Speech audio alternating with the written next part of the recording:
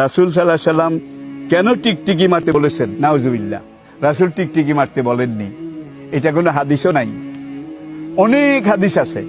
ইব্রাহিম আলাইহিস সালাম তাকে যখন অগ্নিকুণ্ডে নিক্ষেপ করেছিল নমরুদ, তখন পানির বাউয়া ব্যাং, ঘরে যেগুলো থাকে এগুলো নয়, সোনা ব্যাং যেগুলা বর্ষা আসলে গ্যাগর গ্যাগর করে মোটা গলায় ডাক দেয়, এই বাউয়া ব্যাং এটা দেখেছে।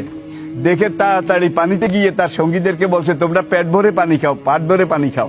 সব ব্যাং পানি খেলো নেতার কথা অনুযায়ী। খাওয়ার পরে নেতা বলে আরো খাও আরো খাও। এখন ওই তার অনুসারীরা বলে যে নেতার পেট ফুলে গেছে, পেট বড় হয়ে গেছে, এবার আমার সাথে চলো। কোথায় যাবো? ইব্রাহিমকে আগুনে ফেলেছে, সবাই আগুনের দিকে পেশাব করো, কারণ পানি পেশাব করলে আগুন কমে যাবে, না নিবলেও কমে যাবে। এখন ব্যাঙ্গের বর্ষায় তো আর ব্যাঙ্গের পেশাবে তো আর বর্ষা হয় না, তারপরও ব্যাঙ্গ